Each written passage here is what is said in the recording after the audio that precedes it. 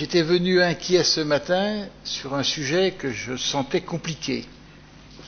N'étant pas spécialiste des questions qui ont été évoquées aujourd'hui, j'avais le sentiment qu'on mettait les pieds sur un nouveau sujet, mais je n'avais pas mesuré l'extraordinaire complexité que cela représentait. Avec un sentiment qui doit être partagé par beaucoup à la fin de la journée, nous avons entendu beaucoup de choses, des flashs successifs, des éléments de puzzle, mais s'il fallait traduire une conclusion ordonnée des principaux éléments qui sont sortis de la journée d'aujourd'hui, personnellement je m'en suis incapable et je pense que quelques-uns de mes collègues qui sont ici auraient ce même sentiment.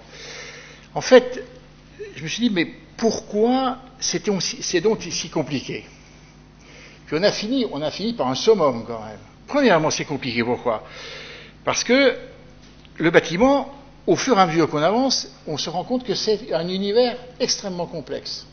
Il y a des parois, c'est des choses qui ont des problèmes avec la santé, les relations avec l'environnement, avec les questions environnementales, tout ce qu'on voudra. Puis alors le vivant, on savait, le vivant, heureusement, c'est encore beaucoup plus compliqué. La preuve, c'est que c'est tellement compliqué que l'homme, qui est pourtant bien malin, n'a pas réussi encore à créer le vivant. Donc ça veut dire qu'il ne le comprend pas s'il n'est pas capable de le créer. Mais quand on parle de la relation du bâti avec le vivant, on parle d'un univers techniquement à peu près mesurable, à peu près, avec un univers qui, lui, ne l'est plus du tout. Et puis, alors, avec deux ensembles qui interagissent l'un sur l'autre. Mais surtout, alors, ce qui m'a frappé, c'est les dernières questions qui sont venues, qu'on a déjà senti un peu ce matin, mais la dernière question, c'est celle de ma collègue de Dijon. Alors, on a beaucoup discuté, mais où est le citoyen là-dedans? Où est l'usager? Lui, on a le sentiment qu'il est une balle de ping-pong. J'ai eu le sentiment, à un moment donné, en écoutant les réactions, les réflexions, les réponses, je me suis dit, finalement, oui, selon l'angle lequel on aborde, tac, ça va dans un sens. Puis finalement, on dit, il faut l'associer. Mais l'associer, oui. Alors après, avec un débat, qu'est-ce que ça veut dire associer l'usager, le citoyen, à la co-conception d'un truc qui est beaucoup plus compliqué que ce qu'il ne pensait.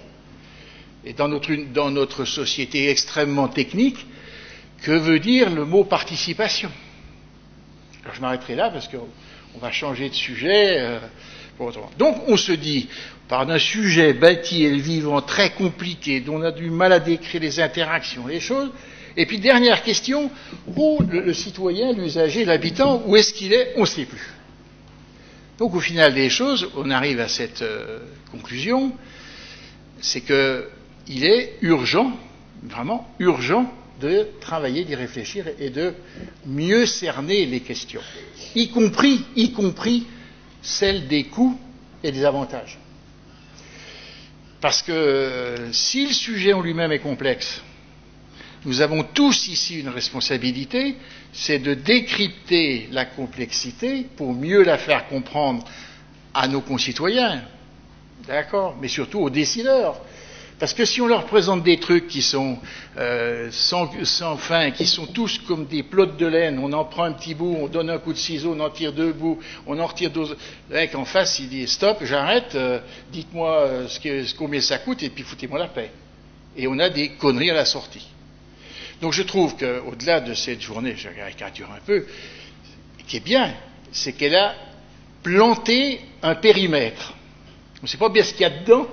On ne sait pas bien d'ailleurs le périmètre, c'est une notion un peu floue, mais elle a planté un périmètre. On ne sait pas bien à l'intérieur, mais ce qui est important, c'est poursuivre.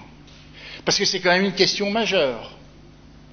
Parce que quand même, qui que l'on soit, alors si on est surtout urbain, en rural, je ne dirais pas tout à fait la même chose, mais si on est urbain, la relation entre l'habitant que nous sommes tous et son environnement direct, de proximité, est une question capitale.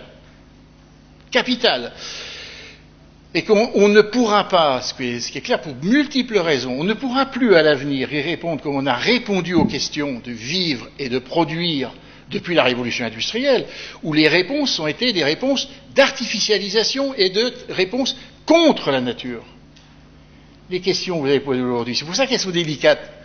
qu'on sent venir dans différents milieux, dans le milieu de la production agricole, dans tous les milieux qui travaillent sur les itinéraires de production plus doux.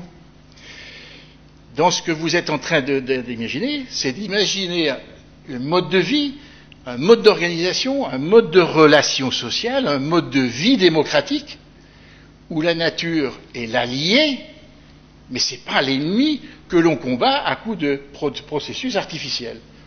Avec tous les processus artificiels, je n'aurais pas employé des mots comme tous les produits divers, multiples et variés qu'on utilise, y compris pour construire. Parce que la question ne s'arrête pas uniquement à ce qu'on met sur la nature, etc.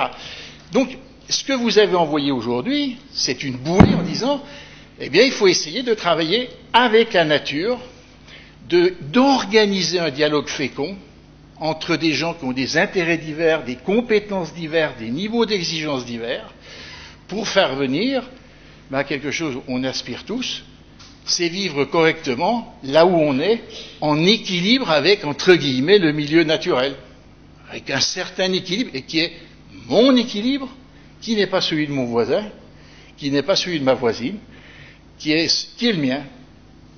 D'où, encore compliqué, plus compliqué, parce que si c'est vrai pour moi, pas tout à fait vrai pour l'autre, vrai aujourd'hui, pas tout à fait vrai demain, vous êtes vraiment sur un sujet qui a de l'avenir, et il faut travailler dessus.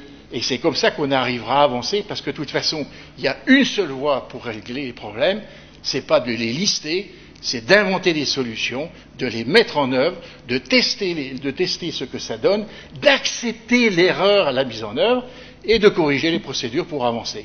C'est le sens de l'histoire. Merci.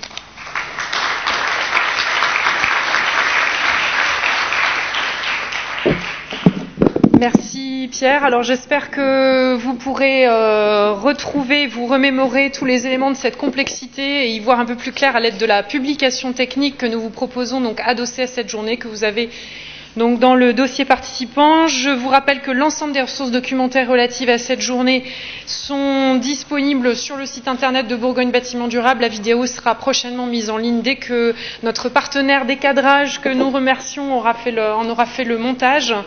Je vous remercie, chaleureusement et vivement l'ensemble des intervenants qui ont bravé les grèves et qui sont venus, je vous remercie vraiment d'avoir fait le maximum pour être ici avec nous aujourd'hui et pouvoir lister ensemble et percevoir ce périmètre, toute la diversité et la richesse de cette question du vivant appliqué au bâtiment et intégré dans le bâtiment. Merci également à nos partenaires qui nous ont aidés à préparer cette journée. Et puis, on espère vous livrer bientôt notre prochaine journée technique. Donc au mois de décembre, ce sera sur les nouveaux modes d'habiter en Bourgogne. J'espère qu'on pourra faire le lien aussi avec cette journée. Un petit rappel, merci de remplir le questionnaire d'évaluation, de nous remettre ce questionnaire accompagné de vos badges à l'accueil. Merci à tous et à très bientôt.